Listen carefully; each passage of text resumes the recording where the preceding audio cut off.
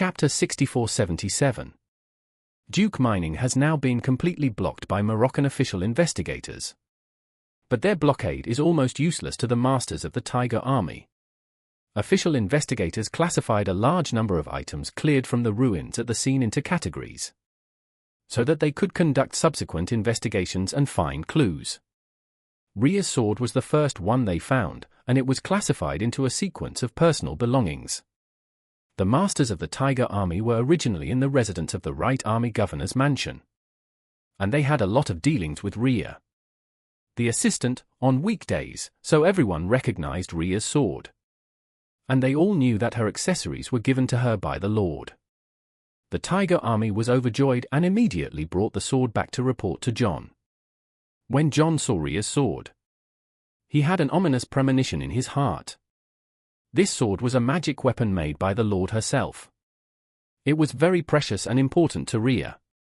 It can be said that as long as the person is there, the sword must be there.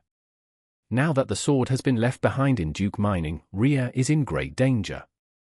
John sighed, and then asked the leader of the Tiger Guards, "Have you found any valuable clues in the mining area?"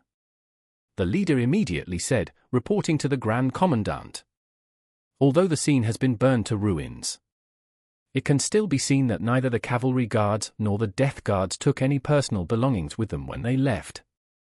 A large amount of food in the warehouse and a large amount of meat, eggs and dairy products in the cold storage were not taken away, but burned on the spot. I really can't understand why more than 10,000 people evacuated without taking any food. Are they so sure that they can leave Morocco in the shortest time?" John frowned and wondered. It's okay for those cavalry guards and death guards not to carry food. After all, they are all warriors. Even if they don't eat or drink, they can survive for a few days or even longer. But those old, weak, women and children can't go without food. It's really hard to understand why these people didn't bring food when they left. As he said, he looked at the person in charge. The commander of the Tiger Guards at the port of Casablanca said, "By the way, when you were investigating the port surveillance video, did you find any traces of the elderly, the weak, women and children?" The other party immediately said, reporting to the Grand Commander, "No one has been found yet. But we are still checking more carefully to see if there is anything missed. Maybe we can find something." John nodded and said, "Don't ignore any clues. These death warriors and cavalry guards have the ability to sneak into the port and smuggle out of the country.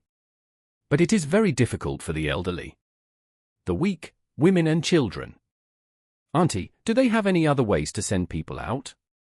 You must keep a close eye on the dock and tell me as soon as there is any movement." The commander of the Tiger Guards camp immediately said, "Don't worry, Grand Commander.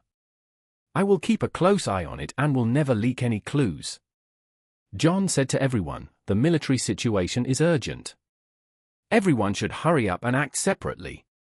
Several people said in unison, "Yes, sir." Then they turned and left.